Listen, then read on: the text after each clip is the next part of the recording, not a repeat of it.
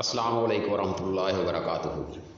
इन्नल हम्दुलिल्लाह नहमदुहु व नुसल्ली अला रसूलिहिल करीम, अम्मा बाद। अज़ीज़ तलबा, अल्हम्दुलिल्लाह आज हम सेकंड ईयर की इंग्लिश बुक सेकंड का आगाज़ कर रहे हैं। फर्स्ट ईयर की इंग्लिश के असबाक का तर्जुमा आप याद किया करते थे और वो इम्तिहान में आता था। सेकंड ईयर में इंग्लिश से उर्दू ट्रांसलेशन नहीं आती, बल्कि उर्दू पैराग्राफ दिया होता है और उसको आपने इंग्लिश में ट्रांसलेट करना होता है। जैसे कि 10वीं क्लास में 10th में आपने पैराग्राफ्स याद किए थे और उनमें से कोई एक पैराग्राफ इम्तिहान में आता है और उसको आपने इंग्लिश में ट्रांसलेट करना होता है। इंग्लिश में अब हमने बुक सेकंड जो पढ़नी है, इसमें असबाक में से दो किस्म के सवालात आएंगे। एक तो ऑब्जेक्टिव आएगा और दूसरे इसके आंसर क्वेश्चन, जो मशक़े में सबक के आखिर में क्वेश्चन दिए जाते हैं, उनके आपने आंसर्स याद करने होते हैं। तो सबक जब भी कोई शुरू करना है, उसका मैं थोड़ा सा खुलासा आपको बताऊंगा कि उस सबक में क्या बयान किया गया हुआ है, ताकि आपको उस बात का पता चल जाए कि वो सबक है क्या। और वो आपने ग्रामर में ख़ुद भी पढ़ लेना होता है। असबाक जब शुरू होते हैं तो वहाँ ये मुसर्रत हुसैन साहब की जो ग्रामर है उसमें भी, और बाकी ग्रामर आइडियल में भी दिया होता है, वो आपने पहले देख लेना है। हम ये सबक नंबर 1 से स्टार्ट करते हैं। सबक नंबर 1 है द डाइंग सन, और इसके राइटर हैं सर जेम्स जीन्स। इस सबक के लिए थोड़ा सा बैकग्राउंड पहले मैं आपको बता दूं कि शुरू से लेकर आज तक इंसानों की जो अक्सरियत है वो अल्लाह रब्बुल इज़्ज़त यानी खालिक़े कायनात के वजूद को मानती रही है। ख्वाह नाम वो कोई रख लें, भगवान कह ले, कुछ भी कह ले, लेकिन वो खालिक़े कायनात को मानते रही है अक्सरियत। बहुत ही थोड़े लोग हैं जो इस बात का यकीन रखते हैं कि कायनात की तख्लीक करने वाली कोई ज़ात मौजूद है ही नहीं है, बल्कि ये ख़ुद ही वजूद में आ गई है और फिर किसी ना किसी तरह जानदार पैदा हुए और उन जानदारों में डेवलपमेंट होती रही और एक नस्ल से दूसरी नस्ल पैदा होती रही और इसी तरह उनमें डेवलपमेंट होते होते इंसान वजूद में आ गया। एक बायोलॉजिस्ट डार्विन ने कुछ ऐसी ही थ्योरी पेश की थी। लेकिन याद रहे कि 19वीं सेंचुरी 19वीं सदी में जब माइक्रोस्कोप खुर्दबीन ईजाद हुई और इंसानी निगाह जो है वो जानदारों के सेल के न्यूक्लियस में मौजूद डीएनए तक पहुंची, तो इस हकीकत का इल्म हो गया कि एक जो नस्ल के जानदारों से दूसरी नस्ल के जानदार पैदा नहीं हो सकते, क्योंकि हर नस्ल के जानदारों के न्यूक्लियस में मौजूद क्रोमोसोम्स की तादाद दूसरे जानदारों से मुख्तलिफ होती है। इस सबक में सर जेम्स जीन्स कुछ ऐसा ही नज़रिया पेश करते हैं। वो इसमें बयान करते हैं कि कायनात कैसे वजूद में आई, कि सूरज के करीब एक बहुत बड़ा सितारा आया और उसकी ग्रेविटेशनल फोर्स ने सूरज की सतह पर गैसेस का एक बहुत बड़ा पहाड़ बना दिया। जब वो सितारा पीछे हटा तो वो गैसेस का पहाड़ जो था वो टुकड़े टुकड़े होकर खला में गिर गया और वो टुकड़े ही सैयारे यानी प्लैनेट्स बन गए और सूरज की ग्रेविटेशनल फोर्स की वजह से वो सूरज के गिर्द घूमने लगे। हमारी ज़मीन भी उन्हीं में से एक है जो वक्त गुजरने के साथ साथ ठंडी हो गई और फिर वहाँ जानदार पैदा हो गए और उन जानदारों में डेवलपमेंट होती रही और यहाँ तक कि इंसान वजूद में आ गया। बहरहाल हम इसके आंसर क्वेश्चन स्टार्ट करते हैं, गौर कीजिएगा। सवाल number 1, how is it that a star seldom finds another star near it. ये कैसे है कि एक सितारा जो है उसके करीब कोई शाज़ो नादर ही कोई दूसरा सितारा आता है। The universe is very vast. Universe जो है वो बहुत ही वास्ट है। यूनिवर्स होती है खला, वास्ट होती है वसी। कायनात बहुत ही वसी है। इननंबरेबल स्टार्स बेशुमार सितारे जो हैं वेंडर घूमते हैं अबाउट इन स्पेस में, खला में। दे ट्रैवल इन कंप्लीट लोनलीनेस, वो बिल्कुल तन्हाई में सफ़र करते हैं। دا distances between them are very great, ان کے درمیان جو فاصلے ہیں وہ بہت ہی زیادہ ہیں. Therefore there is no chance for a star, لہٰذا ایک ستارے کے لیے کوئی یہ چانس ہے ہی نہیں to come near the other, کہ وہ دوسرے کے قریب آ جائے. اب یہ دوسرا، تیسرا اور چوتھا سوال جو ہے اس کا جواب ایک ہی آئے گا. یہ پہلے میں تینوں سوال پڑھ دیتا ہوں، ان تینوں کا جواب ایک ہی بنتا ہے، یعنی جو امتحان میں کوئی سا بھی سوال وہ پوچھے گا جواب اس کا ایک ہی ہے. دوسرا سوال بن رہا ہے وٹ ہیپنڈ، کیا ہوا when according to sir James Jeans, کہ جب سر جیمز جینس کے نزدیک وینڈر سٹار، ایک جو ایسے ہی آوارہ گرد ستارہ جو ہے وینڈرنگ تھرو اسپیس، خلا میں گھومتا ہوا، کیم نیئر دا سن، سورج کے قریب آ گیا. سوال نمبر 3 بھی کچھ ایسا ہی بن رہا ہے وٹ ہیپنڈ، کیا ہوا وین دا وینڈرنگ سٹار، جب بے مقصد گھومتا ہوا ستارہ کیم نیئرر اینڈ نیئرر، وہ زیادہ سے زیادہ قریب آتا گیا.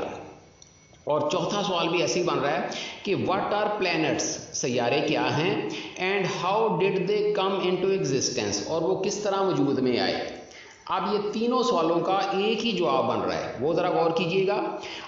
وینڈرنگ سٹار کیم نیئر دا سن، ایک جو گھومتا ہوا بے مقصد گھومتا ہوا سٹار ہے، ستارہ ہے، وہ سورج کے قریب آیا.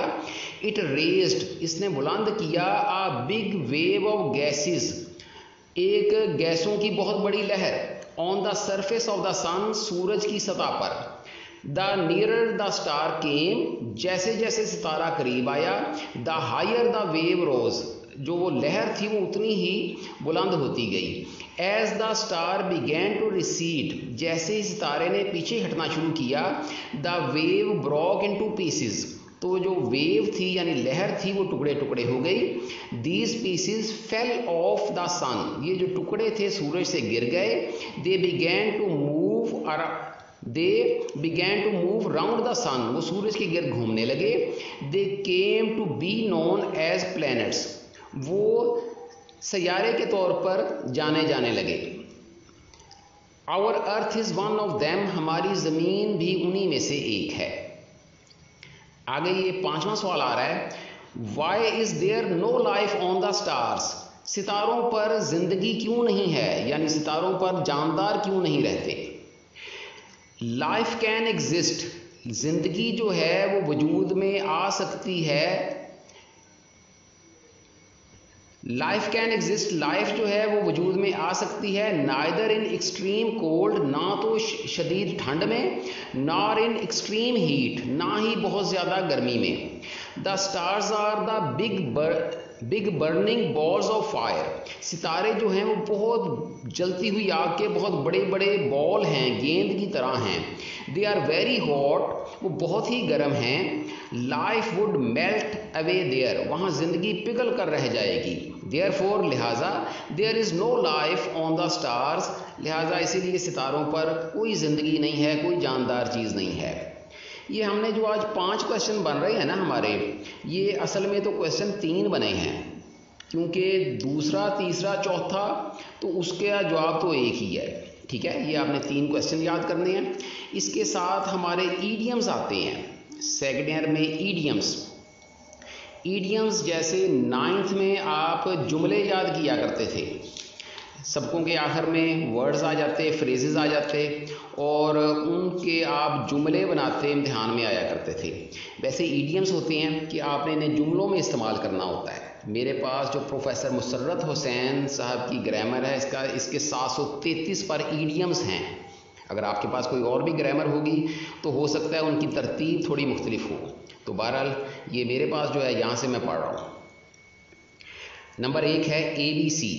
ABC اس کا مطلب آپ نے صرف سمجھنا ہی ہوتا ہے، ابتدائی نالج. جیسے ہم عام بھی کہہ دیتے ہیں کہ اس بندے کو تو اس بات کی ABC کا بھی نہیں پتہ، یعنی ابتدائی باتوں کا بھی نہیں پتہ. تو ابتدائی علم ہوتا ہے ABC. اب اس کا جملہ دیکھیں، this book gives the ABC of music. یہ کتاب جو ہے وہ ہمیں موسیقی کی بنیادی باتیں بتاتی ہے. ابو آل ہوتا ہے سب سے بڑھ کر، یعنی the most important of all, یعنی ساری باتوں سے اہم بات. اس کا جملہ بتا رہا ہے سلیم از وائز ہارڈ ورکنگ. سلیم جو ہے وہ دانشمند بھی ہے اور محنتی بھی ہے. اینڈ ابو آل، اور سب سے بڑھ کر یہ بات ہے، آنیسٹ، کہ وہ ایماندار بھی ہے. ابو بورڈ، ابو بورڈ ہوتا ہے شک سے بالا تر، یعنی کہ اس پر شک کیا ہی نہیں جا سکتا ایسا بندہ. All his dealings are above board, اس کے تمام جو معاملات ہیں وہ شک و شبہ سے بالا تر ہیں. ایڈ فیول ٹو فائر، اور فائر کی جگہ پر اب فلیمز بھی یہ بعض اوقات استعمال ہوتا ہے، یعنی یہ دو ایڈیم بن سکتے ہیں، ایڈ فیول ٹو فائر یا ایڈ فیول ٹو فلیمز. دونوں کا مطلب یہی ہوتا ہے کہ جلتی پر تیل کا کام کرنا. علی از آلریڈی اینگری، علی جو ہے پہلے ہی غصے میں ہے. Do not add fuel to fire by calling him a lawyer, اسے جھوٹا کہہ کر مزید جلتی پر تیل کا کام نہ کرو. پانچواں جملہ آ رہا ہے add insult to injury. Add insult to injury ہوتا ہے زخم پر نمک چھڑکنا، یعنی کسی کی دکھتی ہوئی بات کو چھیڑیں گے تو اسے مزید دکھ پہنچانا. You have already made Aslam angry, آپ نے پہلے ہی اسلم کو ناراض کر دیا ہے. But do not add insult, لیکن نہ نمک چھڑکیں ٹو انجری اس کے زخموں پر، بائی کالنگ ہم کرپٹ، اسے کرپٹ کہہ کر مزید اس کے زخموں پر نمک نہ چھڑکیں. آج ہم نے جو 3 کویشچن پڑھے ہیں وہ ویسے تو 5 بنے ہیں، لیکن آنسرز کے لحاظ سے تو وہ 3 ہی ہیں نا. وہ اپنے تینوں یاد کر کے زبانی لکھنے ہیں، اور یہ 5 ہم نے ایڈیمز پڑھے ہیں، ان کو بھی آپ نے یاد کر لینا ہے اور پھر اسے آپ نے لکھ لینا ہے. ایک بات یاد رکھیے گا کہ آن لائن اسٹڈیز میں لکھے ہوئے جو آپ کو ہوم ورک دیا جائے گا اس کی بڑی اہمیت ہوگی. لہٰذا اپنی ایک نوٹ بک بنائیں اور ڈیٹ وائز روزانہ تاریخ کا اندراج کریں، اور ڈیٹ کے لحاظ سے اپنا ہوم ورک یاد کر کے وہاں لکھتے رہیے گا. ایک بات یاد رکھیے گا کہ امتحان میں آپ کا جو ہوم ورک ہوگا اس کے بھی نمبر شامل کیے جائیں گے. اللہ ہم سب کا حامی و ناصر ہو. السلام علیکم ورحمۃ اللہ وبرکاتہ.